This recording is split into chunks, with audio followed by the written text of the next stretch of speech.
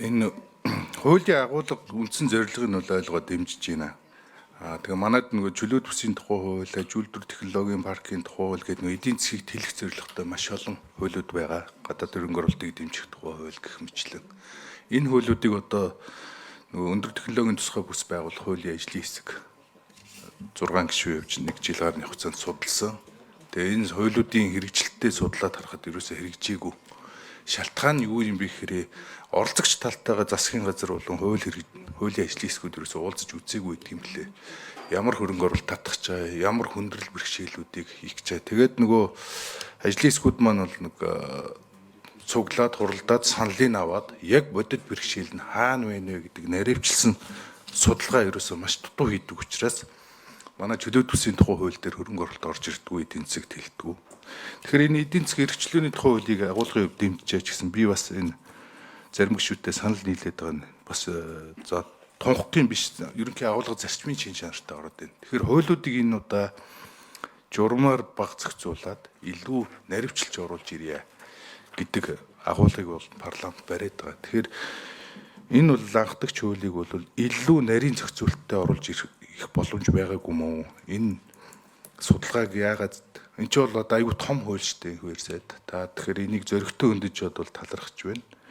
Зүгээр илүү одоо их л нарийн зохицуулттай их удаан хугацааны судалгаатай орж ирэх хэрэгтэй байх гэж харж байгаа. Хоёрдугаарт тэр цэнгүүн гүчинтэй санал байна.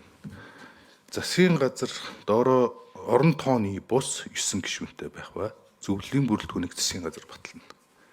Тэгэхээр нөгөө танхимын тухай хууль одоо шинээр орж ирэх гэж байгаа. Танхимтайгаа давхарцсан чиг үүрэгтэй. Тий. Гэхдээ энэ маань эргээд илүү одоо хөрөнгө оруулагчийн эрх ашигыг хамгаалах биш бас илүү хүнд суртал болоод дахиад нөгөө нэг төрийн давхар бүтц нэмэгдчих юм биш байгаа гэдэг л санаа зовсон асуудал үүсээд байгаа юм л да. Яагаад танхимаараа дуу хоолойгоо хүргээд танхимчин ч гэсэн хөрөнгө оруулагчдын эрх ашигыг хамгаалах үүрэгтэй газар. Энэ бүтц нь өөрөө эргээд ямар 9 хүн байх юм, яаж сонгох юм, хуулийн дээрээ байхгүй за засгийн газар одоо хөрөнгө оруулалтын эрх ашигыг хамгаалах зөвлөлийн тухай журам гэж гаргах юм болчлоо л да энэ хуулийг харахаар. Тэгэхээр тэр журам чи үзэмжээрээ сольдог асуудал болох гэдэг энэ хоёр асуултад хариулт авъя. За энэ сайд хариулъя. Засгийн газрын тэргүүн бүрэн эрх хэрэгжүүлэх хугацаанд өөрөө энэ дэргэдэх зөвлөлөө байгуулаад засгийн газартаа танилцуулаад ингээл явах зүйтэй. Энийг хуулчлаад, нэг байгуулгажуулаад журд юм доторх үйл ажиллагааг нь хуулиар заах наривч шаардлага. Мэдээж танхим бол нэг хүн байх нь тодорхой, нэг төлөөлөл байх нь тодорхой. Танхим зөвхөн бизнесийн ашигын төлөө байгууллагуудын эрх ашигыг хамгаалж байгаа. А нөгөө талд хэрэглэгчийн эрх ашиг гэж байгаа шүү дээ. Тэрийг та нар тооч үзээч. Шинжлэх ухааны байгууллагууд, судлаачдын асуудлууд. Энэ манай юм зүв байна уу, буруу байна уу, бодлогын алдаа оноо гэдэг чинь бас бусад хөндлөнгийн оролцоог заавал шаарддаг. Тэгээ нэг тэр хүрээ ингэж нэг ойлгочихвол их зүгээр байгаа юм. Тэгээ тунхаглалжээж процесс хуулиуд дараа гарна. Маш олон процесс хуулиуд байгаад байгаа. 200 гаруй хууль байна бизнес зохицуулалтын хууль. А үндсэн нэг язгуур юмудаа их дутуу хийсэн. Нэг өмчийн халдшгүй дарга байдлын асуудал. Төрийн эзэн засгт оролцооны асуудал. Бизнесийн үндсэн тэр зарчмууд. Энийг бид нэлээд гаргаад өгөхөд цаашдаа яг энэ дээр энэ тунхаглал буюу энэ үндсэн зарчим дээр суурилж бусад процессын хуулиудад өөрчлөлт ороод яв. Аливаа хууль шүүхэн бол маргаан үсгэд энийгээ барьж эхэлнэ. Үндсэн суурь зарчимж энэ байна шүү дээ. Миний бизнесийн нэр хүндийг төр ингэж халдаж болохгүй. Энийгээ төрийн байгууллага энийгээ зөрчсөн тул миний бизнесийн нэр хүнд сэргээгдэх ёстой. Төр ийм зарчим байгаад энэ хуулинд байгаа тул миний өмчийг дайшлан хурааж болохгүй. Зөвхөн ийм шалтгаан ийм нөхөн болбор байх ёстой. Буюу эргээд нөгөө бизнесээ хамгаалах. Бид нөгөө өмчийн эрхийг хамгаалж чадаагүй их олон жил явчихсан. Ерөнхийдөө бизнес болцоотой гэж яваад исэн мөлтрөө энэ ирж байгаа энэ гомдол, өргөдөл тэрний учир шалтгаан энтэй л холбоотой. Эдийн засгийн төрийн оролцоо, тэгээ төрийн аппаратаар дамжиж байгаа олон зөвшөөрлийн шат хамжлага, тэгээ хуулийн хэлтийн байгууллагад очиж байгаа тэр гомдол хэрэг маргаан шийдвэрлэж байгаа процесс дэндүү удаан, дэндүү муу байна. Тийм болохоор хөрөнгө оруулагчийн үндсэндээ зогсчиход байна. Эдийн засаг чинь ингээ ханчгаад цаашаа тэлж өгөхгүй болчиход байна. Бизнесийн хэрэг одоо тийм идэх одоо урам зориг сулраад байна шүү дээ. Одоо өнөөдөр бид нар их л харлаа төсөв дээрээ ингээд ямар асуудал үүсээ сууж байгаа вэ? Тэгэхээр эдийн засгаа заашгүй тэлнэ. Тэлхийн тулд бид таатай байна. Хөрөнгө оруулалтыг татъя.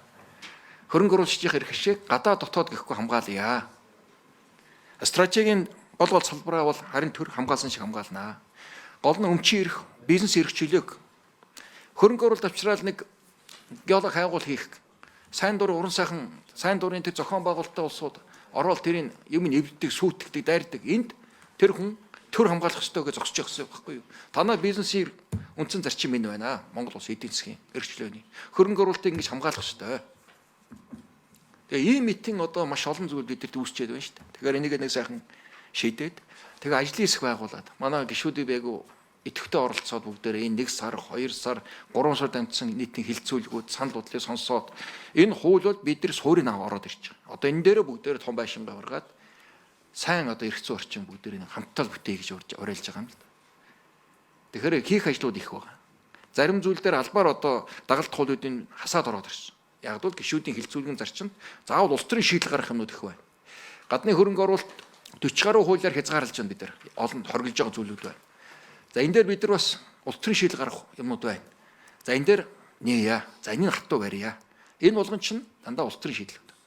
Тийм болохоор энэ бол их хурлын парламентын хамтын бүтээл байх ёстой гэж бодож байна.